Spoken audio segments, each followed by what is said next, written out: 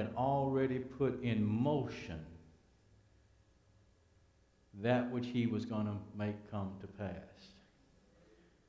And we'll look at that a little bit greater as we go through this lesson. But we can see from the prophecy that he gave Noah. This is immediately after the flood waters receded. Noah gets off of his ark, plants his garden or his vineyard, and gets drunk. Y'all know how the story goes. And then when he wakes up, he finds his youngest son, Ham, who's uncovered his nakedness and revealed it to his brothers. And he proclaims the prophecy that God had revealed unto him.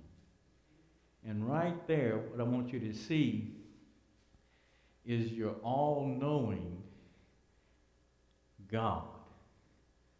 How that God, even before Abram is born, God already knows. If you see, we already see the end, and this is the beauty of us having the scriptures. And this is what the Apostle Paul keeps trying to tell us in Romans 15:4, the things that, or whatsoever was written aforetime, it was written for our learning, that we, through patience and comfort of the scriptures, might have hope. And see, if we just read them and we don't see God, we lose the hope that we have in the scriptures to gain. Because I'm telling you, if you see God, you're never without hope. But you got to see God. You see, and to me, when I look at this and I see how before Abraham even is born, how God is already saying, I'm going to give this land. You see, he's saying, cursed be Canaan. And he's not spelling it out like that, right? And Canaan is a descendant of Ham. And we went over that, how people miscommunicate that, right? They try to make it look like God is cursed black people, but that's not what that's talking about. And we'll look at that a little bit more as we're going through the lesson. But what I want you to see here is how 2 years after the flood, it says Shem was 100 years old, and he begat Arphaxad 2 years after the flood. That tells us, since they was on the boat a little over a year, right? That if it's 2 years after the flood and he's 100, that he was about 97 years old when he got on that ark. Can you see that? I just want you to know wasn't no teenagers on the ark. You with me? These guys are grown men. And you got to think about it, they spent some time building that ark. And if you go back to Genesis, you'll see that when God approached them and he talked to Noah, he says he talked to Noah and he told him his sons and his sons' wives. So they were married pretty much. When God's telling them, I want y'all to start building that ark, huh? So they were married. So they were pretty old guys when they started, but however long it took them to build that ark, I don't know. See, sometimes we say 100 years, but the timeline don't quite match that. But we know it took them some time.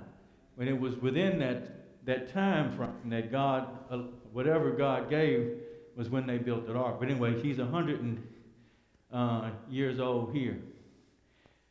Now, this is what I wanted us to see. Because see, notice he says, I got here and I showed you how he went from, remember I told you the descendants of Shem was Abraham. So Shem is actually Abraham's great, great, great, great, great, great, great, great granddaddy. Okay? That's there's 8 greats. He's his great, great, great, great, great, great, great, great, great granddad, if I counted them right, but you can see it right here.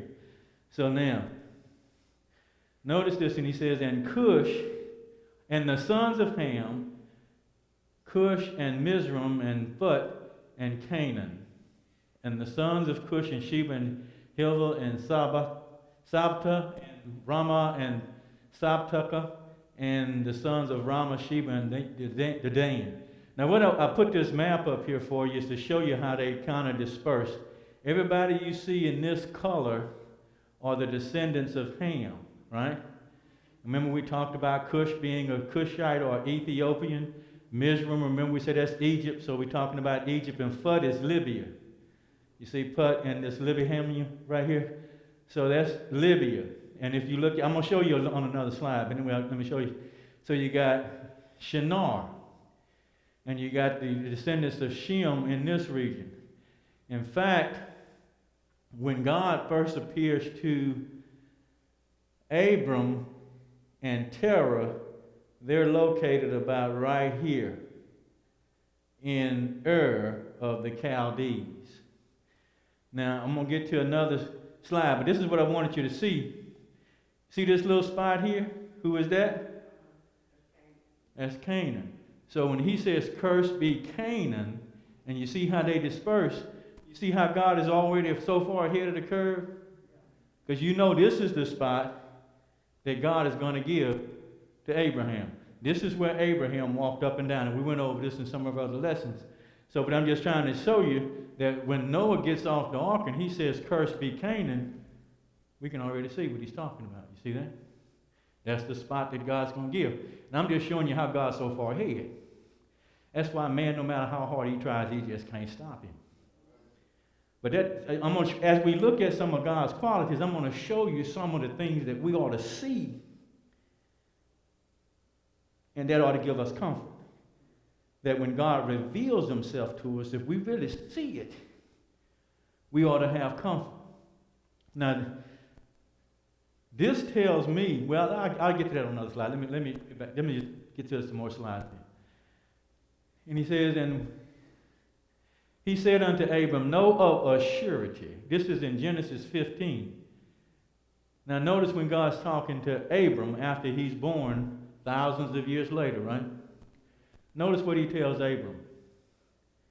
He says, know of a surety that thy seed shall be a stranger in a land that is not theirs, and shall serve them, and they shall afflict them 400 years. Now God, again, in the first part, he already tells us, right, that cursed be Canaan. I'm trying to get you to see that, when God says a thing, it must come to pass. And so he tells Abram, he says, know for a surety thy seed shall be a stranger in the land. Okay, then he says also, and also that nation whom they shall serve, he says, will I judge, and afterward, notice this, afterward they shall come out with great substance. Now notice God is telling them, God is already telling them what's going to happen, right? 400 years in the future. And he's telling Abram that he should know this for certain. He says, they're going to come out with great substance, but in the fourth generation, and according to Moses' generation, that's 100 years. Of course, now in our modern generation, the generation is something like somewhere between 20 and 30 years. But when Moses is counting a generation, he's counting 100 years.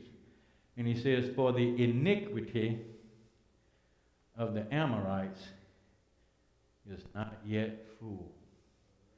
You see that? So God is also showing us that everything that he has planned works in accordance with his divine will. Now, this is the other thing I want you to see about at the ark. See, notice this. And this is where I want you to see God's love. Even before the foundation of the world, God said, and we went over this, let us make man, right? And we know that Paul told the church at Ephesus that basically, God has chosen from the foundation of the world that we should be adopted heirs through Jesus Christ. So God has already seen it from the beginning. He's shown his love to man. Every time God interacts with man, for the most part, we see his love, right? Unless man has incurred his wrath. But other than that, and really most of the time, we see his wrath even curtailed. And when his wrath is curtailed, we still see his love, right? Because he's still not giving man what he rightly deserves. And I talked about that, how God is actually holding back what we really deserve while he's giving us what we don't deserve. So we always can see God's love as he interacts with man. Because what has man done? Nothing. God made him. Man rebelled. Man has done nothing. So we see God then we see right after the flood, we see God going back to his plan. You see that? He's still putting that plan in action. And what's the plan? Remember we talked about the Bible having a harmony of story, right? You see the story continuing? God's still on plan. And I'm just trying to get you to see how God's eternal mind is always in action, but man can't see it, nor can man stop it, because we can't see on the same timeline that God can see. See, God, and again, I keep quoting to you Isaiah 46 and 10, right? He can declare it. But see, when this is what we need to understand, and this is what I'm hoping we see here. When Isaiah says God can declare the end from the beginning, it's not like God is just some distant observer, just looking at it, and it's out of his control. That's what I'm trying to get you to see. God is actually still in control. We can see, that's why he can say for a surety. See, God sees all of this, and that tells us he's in control of all of this. Now, another thing, I don't have this one, I skipped verse 15, but what he tells Abram in verse 15, he says, you're going to live for a ripe old age. Now, look at what God is in control of, or the things that God is showing us that he can control. If we look at Noah, God is showing us way off into the point in the future, I can control what's going to happen.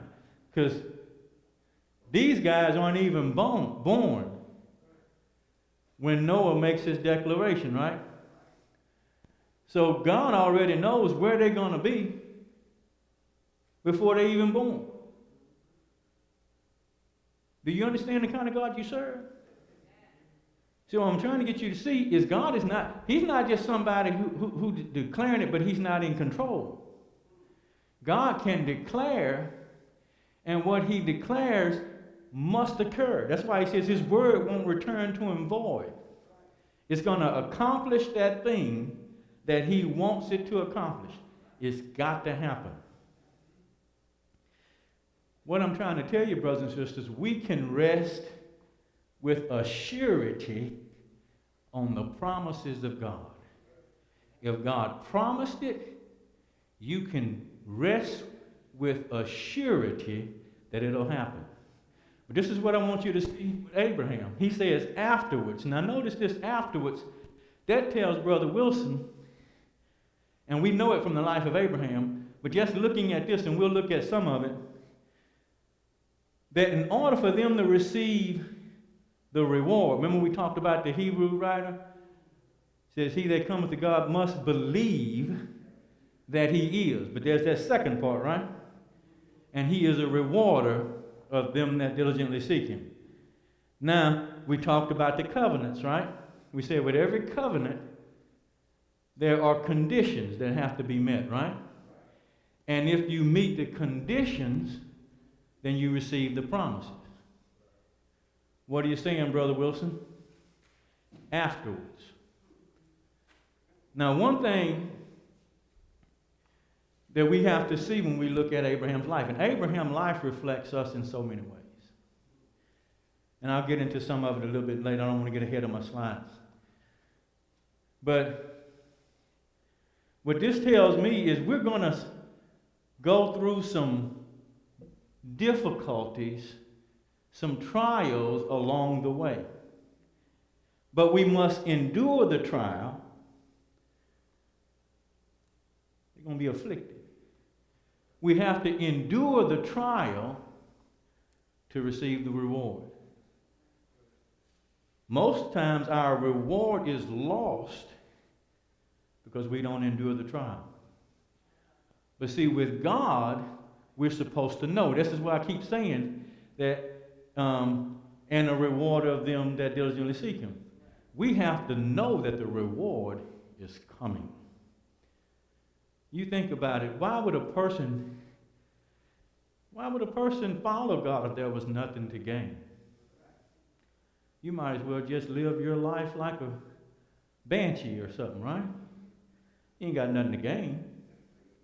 If you're going to die, you're going to be dead like Rover all over, like somebody say, right? What's it mean? Why should I worry about treating my brother nice, right? And this is why the world, to me, misses it. When they try to demean Christianity and remove Christianity, man, if it wasn't for Christianity, the world would be a much, much harsher place. But we have to endure the trial, and afterwards, notice the reward. God said they shall come out with great substance. And we know how they came out, right? Went in, they was in there, all through the trial, they was poor, right? But when they came out, God blessed them with riches, right? That ought to show us all we got to do is patiently await, right? God is not dead, and he sees us. He says, but in the fourth generation, they shall come hither again.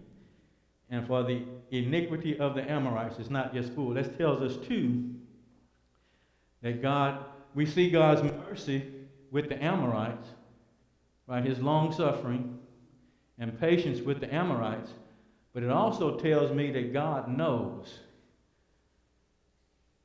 there's a particular time in the future when man has reached his limit. And he says the iniquity of the Amorites is not yet full. We serve a God that knows the hearts of men. Can you see that in there? How does God know that the iniquity of the Amorites is not yet full if he does not have the ability to look at the hearts of men? Yes, sir.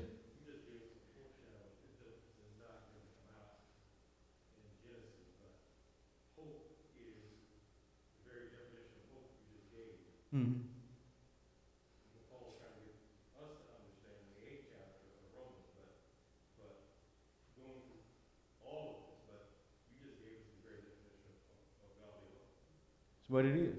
But that's what we have to have, though. See, this can carry us through every storm we can encounter. That's why I say when David talked about God's omnisciency, we serve a God that's all-knowing.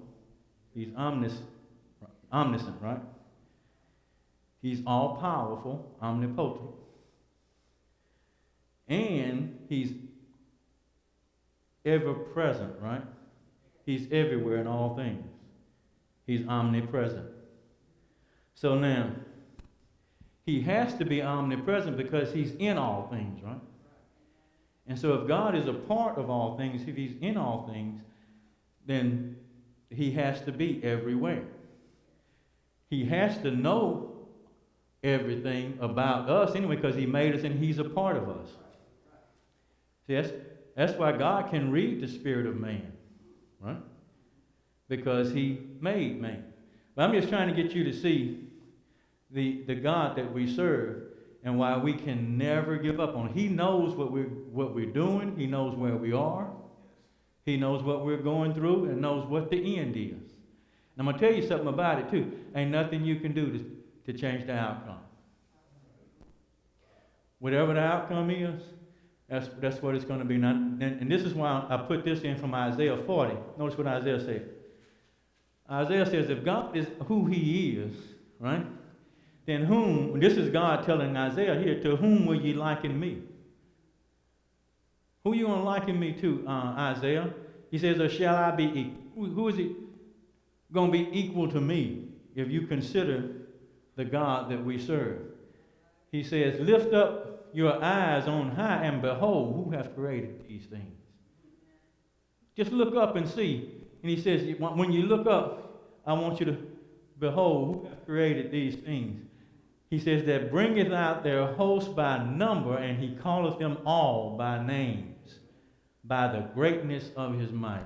So God he doesn't just know everything. He says that he's all of the host, he has a number. He knows what number, what order they were created in. And we talked about this in another lesson, right? Man looks at what they kind of call chaos. But I say, but it wasn't no chaos, because God is showing you the order right there. He's given everything a number, and everything has a name. So what may appear to man to be chaos, whether they're looking at the creation or whatever they're talking about, what they just don't understand is God's divine order. Because God has a name and a number for everything. For he is strong in power, and not one failing. Now we talked about God knowing the number of the hairs on our head, huh? Does that sound like chaos? Does that sound like random order? Not if God knows the numbers of the hairs on our head. I'm just trying to get you to see how great and magnificent our God is. He says, notice here about Jeremiah, and this is the same thing I want you to see about Abraham. And I think Vince mentioned this last Sunday. Before I formed thee in the belly, I knew thee. And before thou camest forth out of the womb, I sanctified thee, and I ordained thee a prophet unto the nations. This is before Jeremiah is born. He says, before I formed thee in the belly, notice who's doing the forming.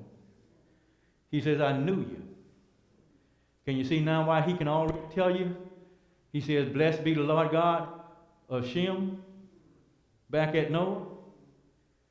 And I'm going to show you something about Terah in a minute here.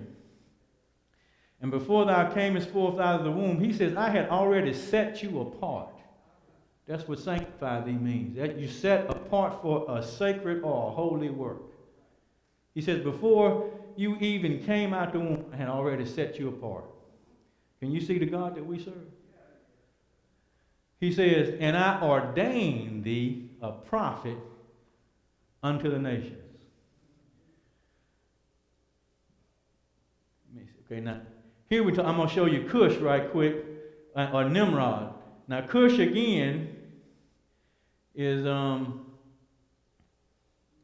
remember, Cush is the Ethiopian, right? Because we notice Moses married the Ethiopian woman or the Cushite, right? So here's your Ethiopian. Cush begats Nimrod. Okay, if you want to say that's a black man, okay, Ethiopian, Cush. He begats Nimrod, and Nimrod was a mighty one in the earth. And the beginning of his kingdom was Babel, right? That's the Tower of Babel, which later becomes Babylonian, okay? And they say, and Erech, and Akkad, and Akkad, and Calneh, in the land of Shinar. Here's Shinar, descendant of Ham, who was not cursed, but this guy was, okay? All of these people are not cursed. Look at where Shinar is right here. This later becomes the Babylonian Empire, okay?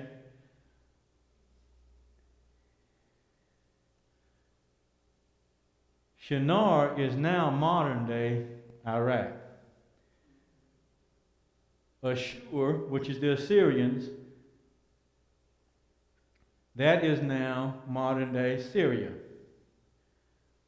Japheth, where his descendants went, is now modern-day Iran. And Lebanon is right here in this area right beside Syria, where Uz and these other guys are over in Lebanon. And we have Saudi Arabia. This is modern Saudi Arabia right here in this area.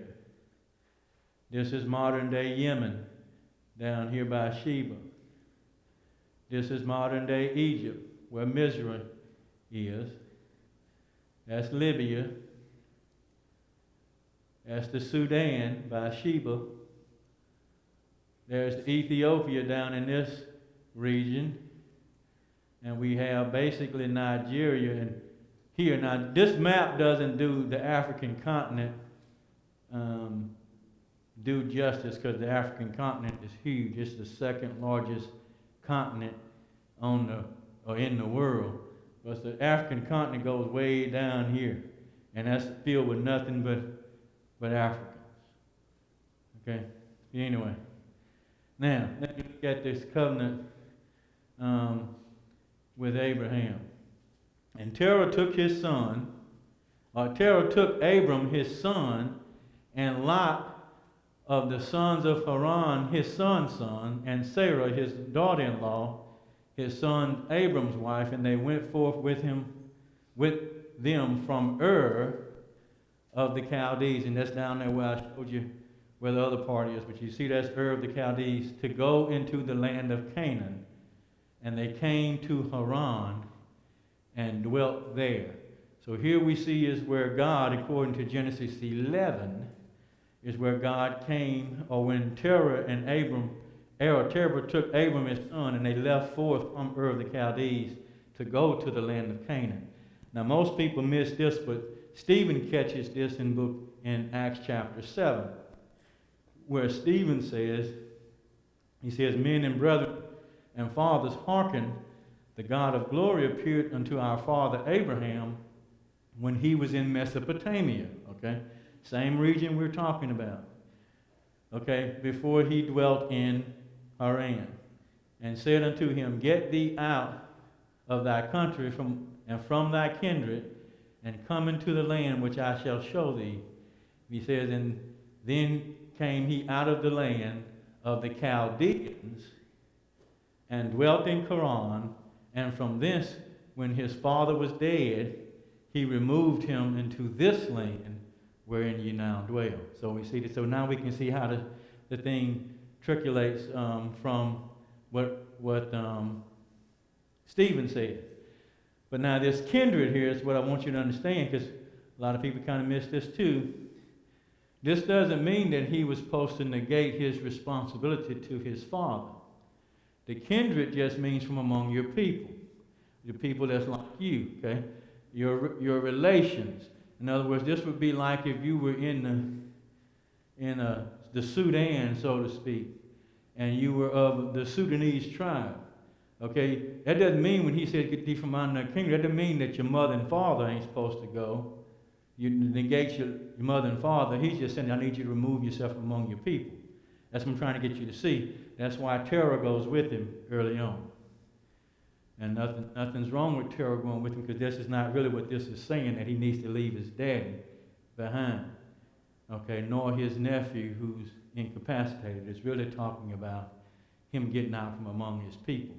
Now this is what I want us to see about that before I get to another point I want to make, if I don't forget my other point. Let me see. Yeah, okay. This is what I want us to see, but let me. Joshua said right here, he says, and Joshua said unto all the people, thus saith the Lord God of Israel, your fathers dwelt on the other side of the flood in old time, even Terah, the father of Abraham, and the father of Nahor, and they served other gods. So Joshua is telling us, if you remember we covered this before, that Terah was basically an idolater, right? So Terah served other gods, who was Abraham's father. And this is what I want you to see.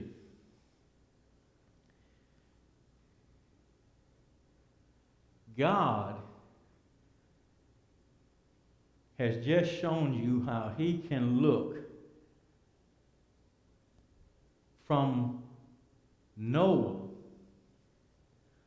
all the way down into Ur of the Chaldees and recognize the heart of one man above or in a midst of idolaters.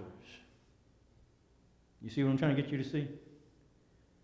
Now he's in a land, we say like Babylon, right? The land of Chaldeans, who were idolaters. But God, just like he chose Jeremiah, has seen Abraham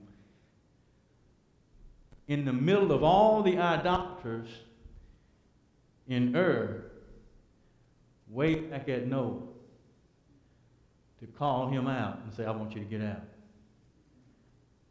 That's what I'm trying to get you to see. So, now I'm not trying to tell you that to let you think that you don't have nothing to do and whatever. God has predetermined something. That's not what I'm trying to get you to see. But what I am trying to get you to see is that God knows you. That's what I want you to see.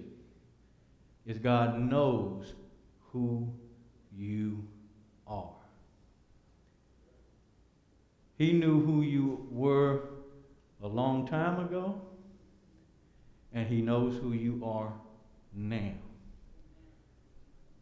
Ain't no need in us putting on scams, because God knows our heart.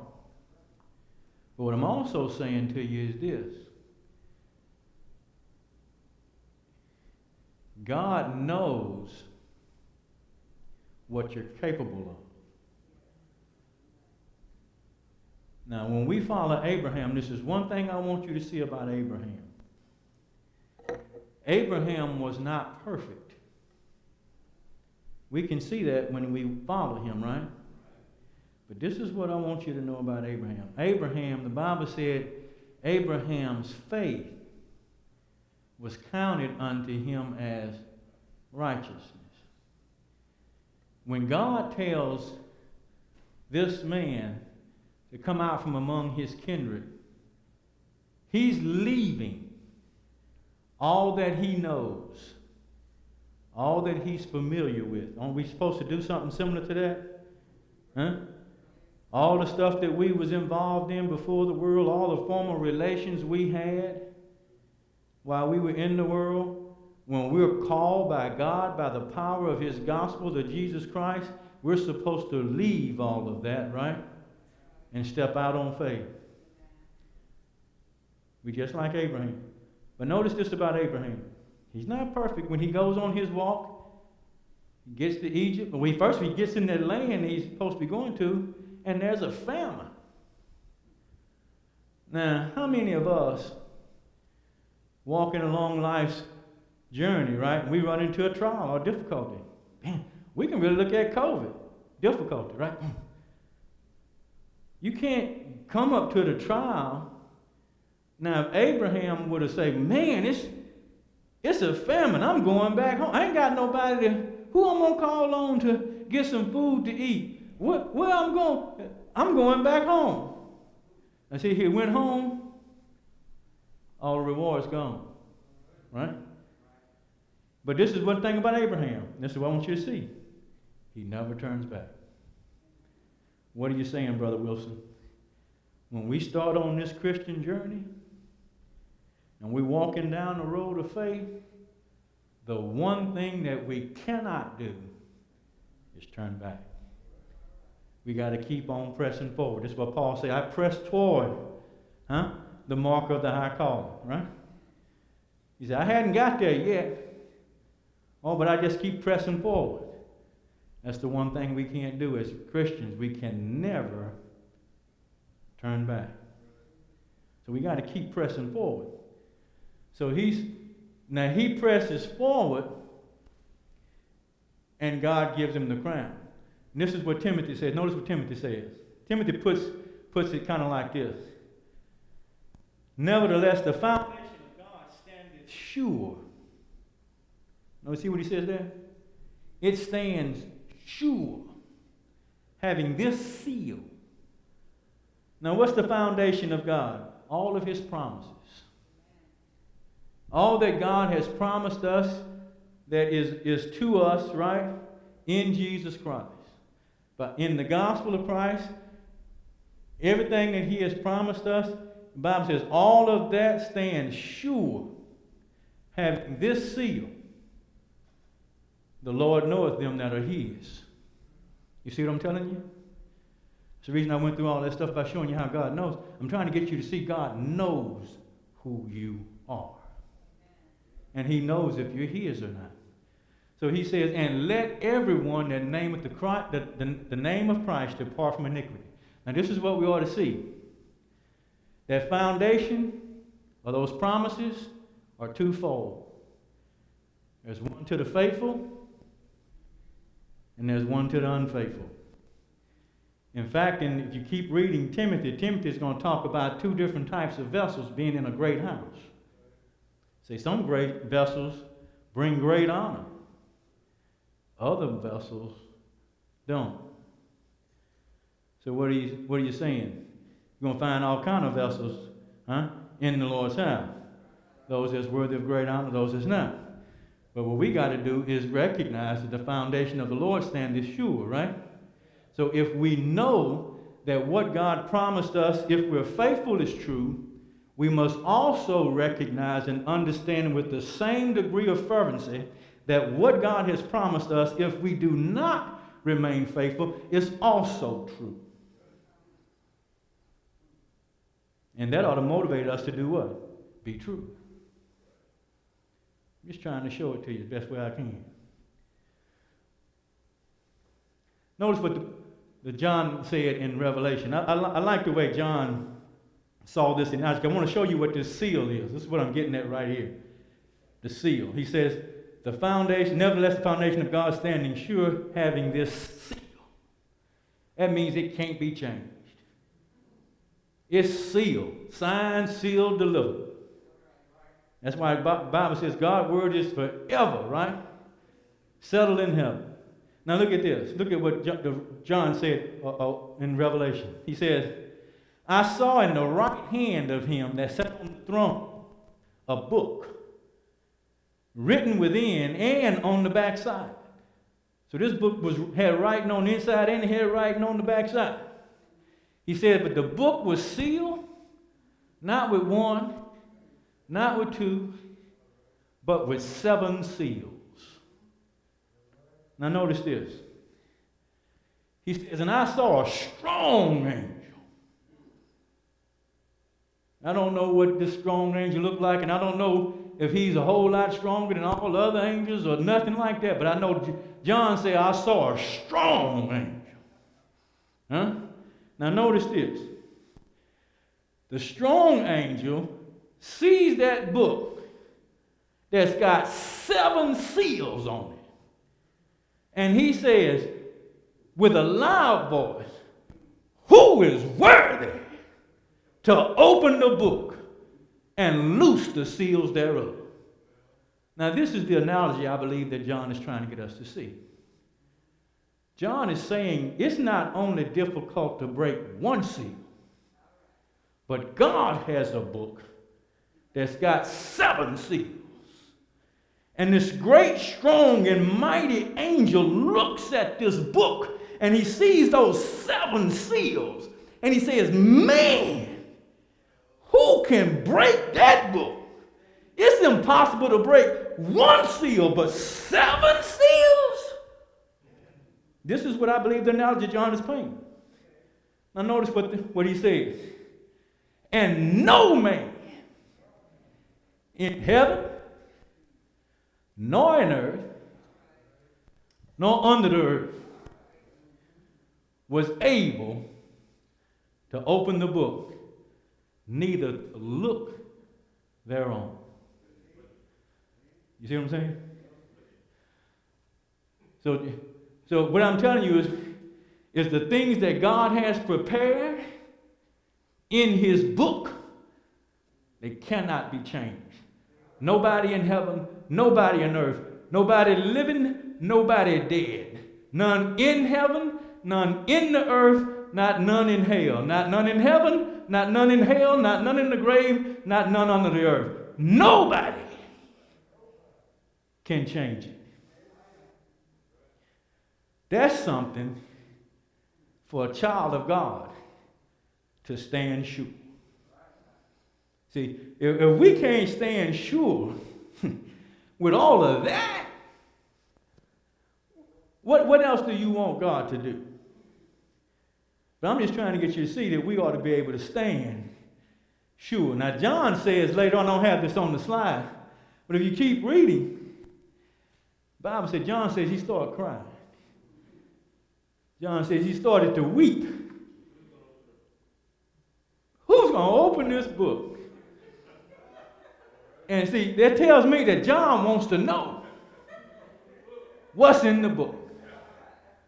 What's in this book? What's so great? What's so precious? What's in this book? I want to know what's in the book. So John wants to know so bad he starts crying. But the elders have to come to him. And the elders say, John, don't weep, John. He says, oh, the Lion out of the tribe of Judah, he can open that book. So what are you saying, Brother Wilson? I'm saying our promises rest sure in the hand of Jesus Christ, in whom we trust. That's the foundation of all Christianity. If Jesus Christ be not the Son of God, if he be not who he claimed, if he did not raise from the dead, then all that we do is for nothing. But if you believe in that, then you must believe in this. And you must be willing to stand sure on the promises that God has given us in his Son through his word. You with me?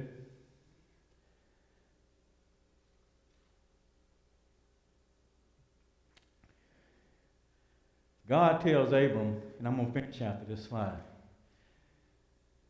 get out from among your countries, and I will make thee. Notice the assurance of what God's telling him. See, God is never worried about what he promises or what he says. It's always absolute.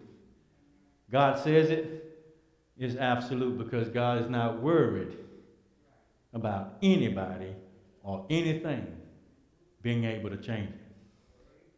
And if we understand who God is, see, the trickiest is for us to get there. We got to get there.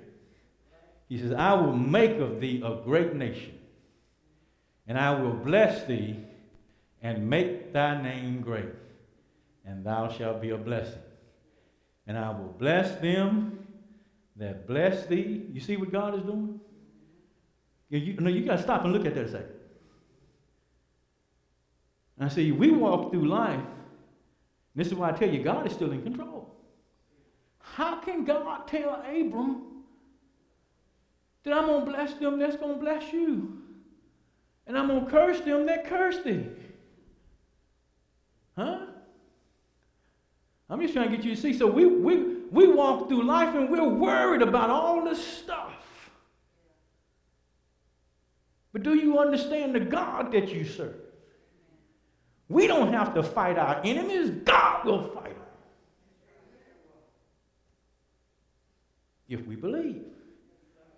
It may not be on our time, but in due time, God will fight our battles. All you got to do, Abram, is go to the place. And I'm going to bless those that bless you. I'm going to curse those that curse you. And I'm going to make your name great. And you're going to be a blessing, and in thee all families of the earth be blessed. So Abraham departed. You see that? As the Lord had spoken unto him. And Lot went with him. And Abram was 75 years old when he departed out of Haran. And Abram took Sarah his wife, and Lot his brother's son, and all their substance, everything they had, and they had gathered,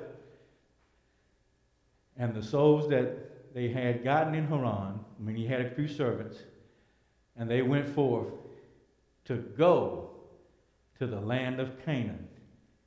And into the land of Canaan they came. Thank you. I've enjoyed the lesson. I hope I've given you something to strengthen your faith in our Lord and Savior, Jesus Christ.